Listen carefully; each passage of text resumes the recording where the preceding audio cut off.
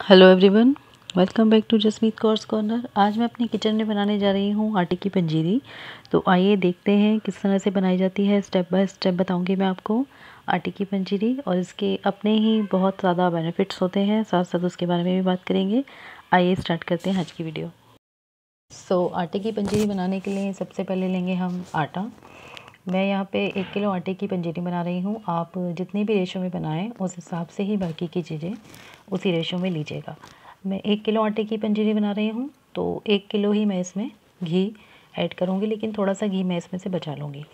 और यहाँ पे मैंने लिए हैं 100 ग्राम गोंद। ये आपको किसी भी किराना स्टोर पे मिल जाएंगी। एक मोटी गोंद आती है, हमें ये छोटी बारीक वाली लेनी है। और 100 ग्राम मैंने यहाँ पे लिए हैं काजू और बादाम, जिसे मैंने मिक्स करके रखा है। और 100 ग्राम ही मैंने यहाँ पे लिए हैं, इसे बोलते हैं मेलन सीड्स बोलते हैं, इसे मगज भी कहते हैं। ये ड्राई फ्रूट मेन होते हैं पंजीरी में। और यहाँ पे मैंने एक कढ़ाई रखी है। जो घी मैंने आपको बताया था उसमें से मैंने 2 कलछी घी इसमें ऐड किया है। इसे मैं अच्छे से हीट कर लूँगी। और यहाँ मैं आपको एक क्लिप मिस हो गई मेरी। 400 ग्राम मैंने यहाँ पे भूरा भी लिया है। आप चीनी भी ले सकते हैं, लेकिन पंजीरी में भूरा ही डाला जाता है। अच्छे से घी हीट होने के बाद मैं इसमें ऐड करूँगी सबसे पहले 100 ग्राम गोंद। गोंद डालते ही फूल जाती है जब हम इसे रोस्ट करते हैं। ये अच्छे से मैं हाई फ्लेम पे इसे रोस्ट कर लूँगी। हल्का सुनहरा होने तक मैं इसे रोस्ट करूँगी इसमें। ये देखिए, धीरे धीरे ये फूल के डबल हो जाती है। जब मैंने आपको दिखाई थी कितनी छोटी छोटी सी गोंद थी, और अब ये इस तरह की हो गई है डबल। और हल्का सुनहरा होने तक मैं इसे यहाँ पे रोस्ट करूँगी। पंजीरी के अपने ही बेनिफिट्स होते हैं। विंटर्स में आप बनाइए और ज़रूर घर में सबको खिलाइए। यहाँ मेरे रोस्ट हो गई हैं गोंद, और ये रोस्ट हो गई हैं किस तरह से पता चलेगा, आप अपने फिंगर टिप पे लीजिए इसे और अपने हाथ से इसे क्रश कीजिए तो एकदम से क्रश हो जाएगी। तो इसका मतलब ये अच्छे से रोस्ट हो गई है। उसके बाद मैं डालूँगी इसमें अपने ड्राई फ्रूट, काजू और बादाम। इसे भी मैं अच्छा से भून लूँगी, इसमें रोस्ट कर लूँगी। इस देसी घी को हम चेंज नहीं करेंगे, हम इसी देसी घी में बाकी का घी ऐड करके पंजीरी बनाएंगे बाकी की। हल्का सुनहरा होने तक मैं इसे भी इसी तरह से रोस्ट करूँगी। याद रखिएगा, इस टाइम पे गैस का फ्लेम जो है वो हाई है मेरा। हाई फ्लेम पे ही रोस्ट किया है मैंने। बहुत ज़्यादा रोस्ट नहीं करना है हमने, हल्का सा कलर चेंज होने तक ही रोस्ट करना है।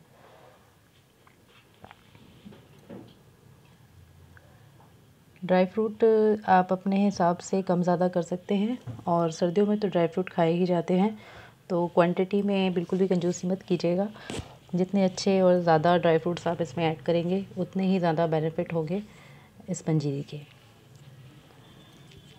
ये पंजीरी कोई भी खा सकता है वैसे तो, लेकिन जिन्हें कोलेस्ट्रॉल वगैरह की प्रॉब्लम है वो थोड़ी सी खा सकते हैं।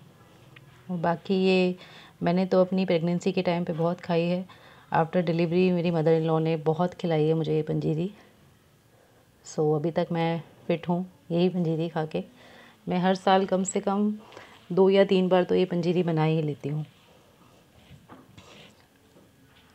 आप भी एक बार इस तरह से पंजीरी बना के ज़रूर ट्राई कीजिएगा। ऑलमोस्ट रोस्ट हो गए हैं ये ड्राई फ्रूट। अब मैं इसे कढ़ाई में से छन्नी की हेल्प से सारा घी स्ट्रेन करके इसे निकाल लूँगी कढ़ाई में से। छोड़िएगा मत बिल्कुल भी ड्राई फ्रूट को, नहीं तो वो जल जाएंगे। और अब मैं यहाँ पे डाल रही हूँ अपने मेलन सीड्स। ये कच्चे होते हैं, तो डालने के बाद थोड़ा झाग झाग सा हो जाता है घी में। घबराइएगा मत, इजीली ये रोस्ट हो जाएंगे और बहुत जल्दी रोस्ट होते हैं ये। इसे छोड़ मत दीजिएगा कढ़ाई में, नहीं तो ये जल जाएंगे। फिर आपकी पंजीरी में जले का टेस्ट आएगा, वो अच्छा नहीं लगेगा। सो मैंने यहाँ पे अच्छे से हाई फ्लेम पे सभी चीज़ों को रोस्ट किया है।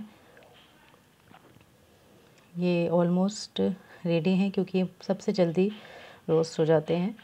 ये रेडी हैं मेरे सभी चीज़ें रोस्ट होके, जो भी मैं अपनी पंजीरी में डाल रही हूँ। सो अब यहाँ पे मैंने बाकी का घी भी ऐड कर दिया है अपनी कढ़ाई में।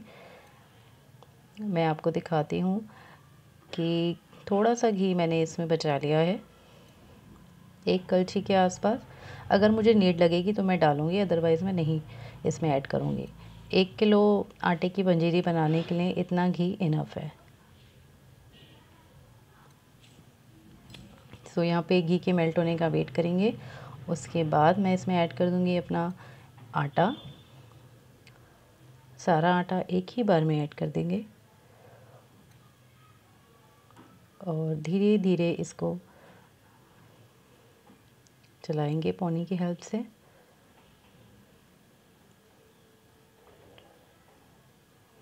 घी की क्वांटिटी को इस समय आपको ज़्यादा लग रही होगी, लेकिन जब ये बन के रेडी होगी तो इतना घी सफिशेंट है पंजीरी के लिए। सो ये पंजीरी भूनते टाइम मुझे बहुत ज़्यादा टाइम लगा, 45 to 1 आवर लग गया मुझे ये भूनते भूनते। और मैंने इसे बिल्कुल लो फ्लेम पे भुना है। ड्राई फ्रूट ज़रूर मैंने हाई फ्लेम पे रोस्ट किए हैं, लेकिन जब हम आटा डाल देते हैं तो वो चिपकने लगता है। आटा भूनने का काम तो होता रहेगा, बिल्कुल लो फ्लेम पे आप इसे 2 से 3 मिनट के लिए छोड़ भी सकते हैं। सो यहाँ पे मैं अपने जितने भी ड्राई फ्रूट मेरे थे वो कूल डाउन हो गए हैं। अब मैं इसे मिक्सर ग्राइंडर में ग्राइंड कर लूँगी और ये इस तरह की कंसिस्टेंसी में आ गया है हमारा आटा भूनने के बाद। सिर्फ अभी तक ये घी और आटा ही है, इसमें मैंने कुछ भी ऐड नहीं किया है। देखिए इस तरह से आपकी छन्नी जो होती है दाने वाली, उसमें से आटा रिसता हुआ जाएगा। इस तरह की कंसिस्टेंसी हमें चाहिए। तो ऑलमोस्ट रेडी है। जब हमारा आटे का कलर चेंज हो गया है तो उस टाइम पे मैं ऐड कर रही हूँ इसमें 400 ग्राम बूरा और अच्छे से मिक्स करेंगे। बूरा डालने के बाद याद रखिएगा हमें ज़्यादा देर गैस पर पंजीरी को नहीं रखना, नहीं तो बूरा जलने लगता है, नीचे कढ़ाई में चिपकने लगता है। अच्छे से इसे मिक्स कर लिया है मैंने और यहाँ पे डाल दिए मैंने मेलन सीड्स। मैंने बस इसे एक बार ही ग्राइंड किया था, बस बिल्कुल दरदरा, इसे महीन ग्राइंड नहीं करना है हमें। सो यहाँ पे मैंने ये भी मिक्स कर दिया। ऑलमोस्ट गरम गरम पंजीरी में ही हम इसे मिक्स करेंगे और इसके बाद मैं अपनी गैस का फ्लेम कर दूँगी ऑफ़।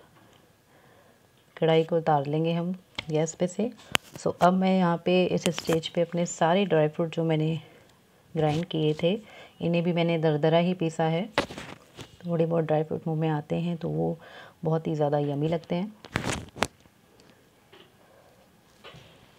जब आप ये ट्रस्ट में आप जब ये पंजीरी बनाएंगे घर में तो पूरे घर में खुशबू हो जाएगी पंजीरी की, क्योंकि आटा और देसी घी का मिक्स बहुत ही अच्छा स्मेल क्रिएट करता है घर में। सो यहाँ पे मैंने एक छोटा सा एलुमिनियम का रिमोट ले लिया है और यहाँ पे मैं इसमें थोड़ी सी पंजीरी डालूँगी, बाकी पंजीरी की मैं लड्डू बनाऊँगी। क्योंकि ये देसी घी से बनती है तो बहुत जल्दी ये ठंडा होते होते जम जाएगी, तो ये काम हमें थोड़ा सा पंजीरी गरम के टाइम पे ही करना है। सो यहाँ पे मैंने इसे अच्छे से चम्मच से स्प्रेड कर दिया है, पूरा सेट कर दिया है, इक्वल कर दिया है हर तरह से। और अब मैं इस पर थोड़ा थोड़ा ऐड करूँगी डेसिकेटेड कोकोनट। ये भी आपको किराना स्टोर पे मिल जाएगा। तो यहाँ पे मैं इसमें थोड़ा सा ऊपर से ऐसे ही बुरक दूँगी पूरे अपने मॉड्यूल पे। पूरे अच्छे से इसे स्प्रेड कर दीजिए। सो ये 2 तरह की पंजीरी बनके आपकी रेडी हो जाएंगी, एक कोकोनट के टेस्ट वाली और एक आटे के टेस्ट वाली। बाकी की पंजीरी के मैं लड्डू बनाऊंगी। सो यहाँ पे मैंने थोड़ा सा अच्छे से इसे स्प्रेड कर दिया है चारों तरफ। अब मैं इसे एटलीस्ट हाफ एन आवर के लिए रखूँगी साइड में ढक के, और बाकी के आटे के आधे घंटे के बाद जब ये थोड़े थोड़े ठंडा होगा, क्योंकि गरम गरम के तो आप लड्डू बना नहीं पाएंगे, सो ये थोड़ा सा ठंडा हो गया था। यहाँ पे मैंने इससे नाइफ़ की हेल्प से इस पर कटिंग कर दी है, ताकि जब मैं इसके बर्फ़ी के पीसेस काटूं तो बाद में मुझे कोई प्रॉब्लम ना हो। अच्छे से इसे जिस भी शेप में आपने काटना है आप काट सकते हैं। मैं स्क्वायर शेप के पीसेस काटूंगी तो मैंने इस पर इस तरह से निशान कर दिए हैं। और ये ऑलमोस्ट रेडी ठंडा हो गया है हमारा जो पंजीरी का बनाया हमने आटे का। सो मैं इसके अब छोटे छोटे से हाथ पे रोल करके, इतना होना चाहिए कि आप टच कर सकें और इसके इजीली लड्डू बन जाएं, क्योंकि जैसे मैंने बताया देसी घी का होता है तो ये बहुत जल्दी जम जाता है। तो इसी तरह से मैंने सारे लड्डू प्रिपेयर कर लिए। सो यहाँ पे रेडी है सर्व करने के लिए हमारी दो तरह की पंजीरी, एक है कोकोनट फ्लेवर की और एक है आटे के फ्लेवर की। और आप एक बार ज़रूर ट्राई कीजिएगा ये, और मुझे कमेंट सेक्शन में ज़रूर बताइएगा कि आप किस तरह की पंजीरी ज़्यादा पसंद करते हैं, कोकोनट वाली या फिर नॉर्मल लड्डू वाली। बनते बनते 2-3 लड्डू तो मेरे बच्चे ही खा गए, हमेशा ही खा जाते हैं। आप एक बार ज़रूर ट्राई कीजिएगा और मुझे कमेंट सेक्शन में ज़रूर बताइएगा कि आपको मेरी रेसिपीज़ अच्छी लगती हैं और ये रेसिपी आपको कैसी लगी, और क्या आप मेरे चैनल पे देखना चाहते हैं कौन सी रेसिपी, आप मुझे ज़रूर बताइएगा कमेंट सेक्शन में। Thank you so much for watching. Have a nice day, enjoy.